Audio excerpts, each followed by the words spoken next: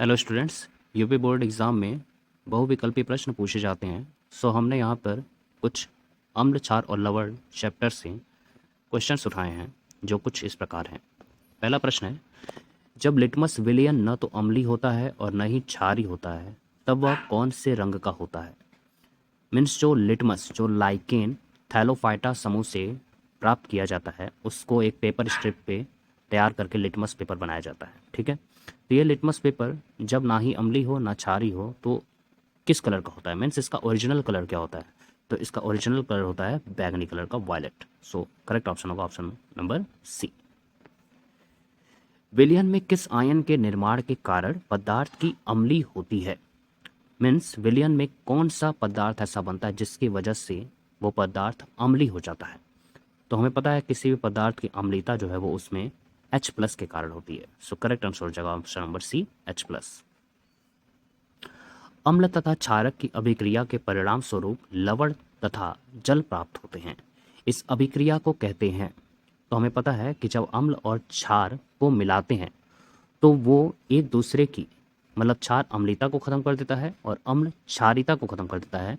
और ये जो अभिक्रिया होती है इसको हम कहते हैं उदासीनीकरण अभिक्रिया, इंग्लिश में बोलते हैं neutralisation reaction. So correct answer होगा ऑप्शन नंबर ए, उदासीनीकरण। निम्न में से कौन सा क्षार नहीं है। तो हमारे पास ऑप्शन है NaOH, KOH, NH4OH, C2H5OH। सो इसमें से NaOH, KOH और NH4OH ये तीनों तो क्षार हैं, लेकिन C2H5OH अल्कोहल है, इसलिए करेक्ट आंसर होगा ऑप्शन नंबर डी। शुद्ध जल का पीएच मान होगा। तो हमें पता है शुद्ध जल कैसा होता है, उदासीन होता है, और उदासीन विलयन का पीएच मान कितना होता है, 7 होता है। सो करेक्ट आंसर होगा ऑप्शन नंबर सी, 7। हाइड्रोक्लोरिक अम्ल के जलीय विलयन में उपस्थित है। मीन्स हाइड्रोक्लोरिक अम्ल को जब जल में घोल देंगे तो वो कौन कौन से आयन देगा। तो देखो हाइड्रोक्लोरिक अम्ल का फॉर्मूला होता है HCl। जब HCl जल में घोलेंगे तो ये दो आयन देगा, H प्लस और Cl माइनस।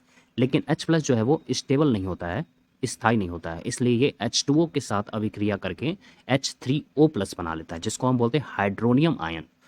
सो जब हाइड्रोक्लोरिक अम्ल को जल में घोलेंगे तो ये कौन कौन से आयन देगा, H3O प्लस और Cl माइनस। सो करेक्ट आंसर हो जाएगा ऑप्शन नंबर ए, H3O प्लस और Cl माइनस। हमारे उदर में कौन सा अम्ल उत्पन्न होता है, H2SO4, HNO3, HCl, HCOOH। सो हमें पता है कि हमारे उदर में कौन सा अम्ल होता है, हाइड्रोक्लोरिक अम्ल होता है जिसका फॉर्मूला है HCl। Correct answer option number सी।